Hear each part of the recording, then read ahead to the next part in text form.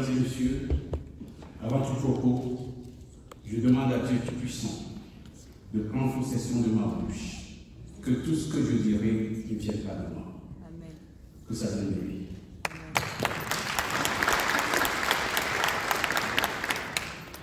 Je voudrais saluer l'UNESCO pour son dévouement à l'endroit de la culture et au-delà, bien évidemment, de la culture.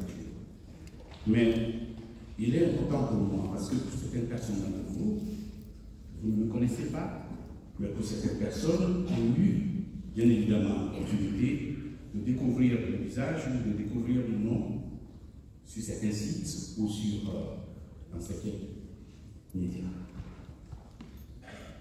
Alors, il y a un grand monsieur qui disait que quand un arbre s'appuie, quand un arbre prend conscience de la profondeur et de la puissance de ses racines, il peut s'appuyer dessus et être solide pour affronter le vent, la tempête, même l'ouragan. Nous sommes ici dans un cadre extrêmement important. Nous sommes dans une vision qui dépasse notre modeste personne. La journée mondiale de la culture africaine et afrodescendante, qui est aujourd'hui devenue un rendez-vous incontournable pour l'humanité, n'est pas une vision d'un homme, ce n'est pas une vision d'un clan, ce n'est pas une vision d'un État, c'est une vision de toute une génération. Un grand monsieur disait, chaque génération dans une relacité d'opacité doit chercher sa mission la première de la publier. C'était Franck.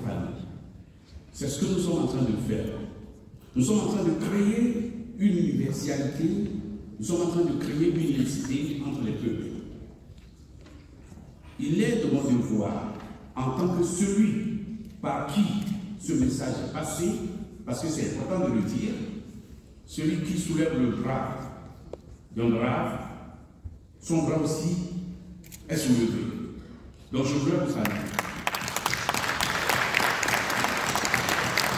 Je voudrais vous saluer parce que qui suis-je pour déclarer qu'un jour dans l'année, il faut une journée pour célébrer nos valeurs, nos traditions, nos us et coutumes. Qui suis-je? C'est une mission qui dépasse mon modeste personne. À ce titre, je ne peux que remercier. Je ne peux pas dire autre chose que de remercier.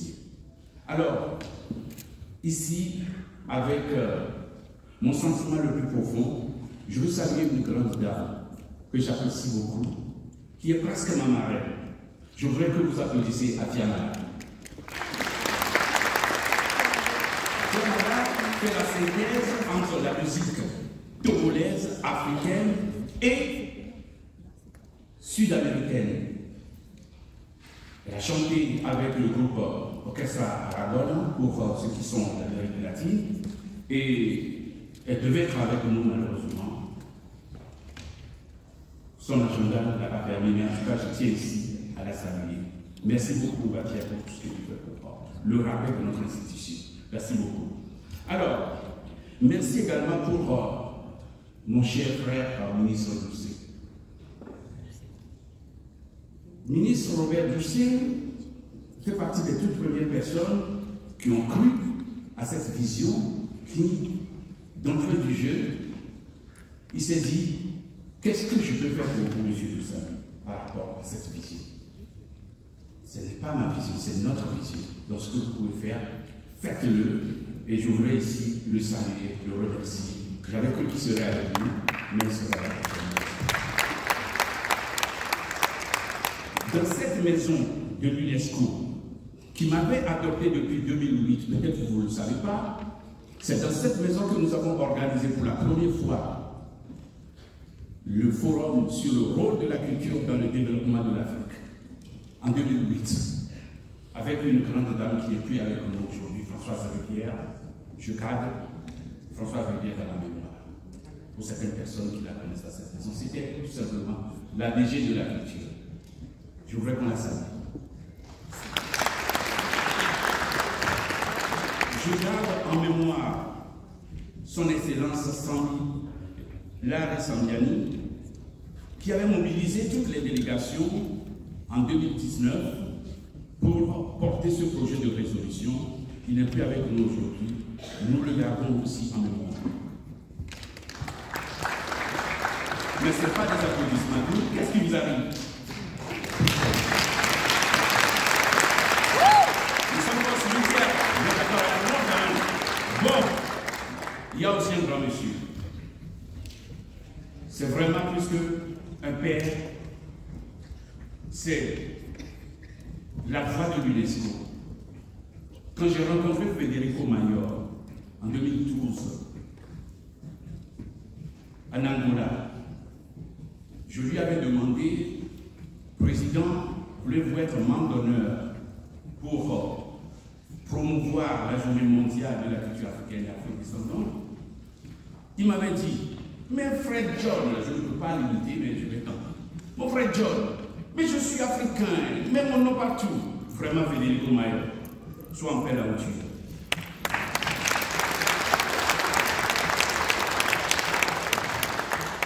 Je veux aussi dire merci à un grand monsieur. Il est parmi nous. Un grand monsieur que j'ai eu à rencontrer en 2002 au Mali, qui représentait l'UNESCO au Mali. Edouard Firmin Makoko.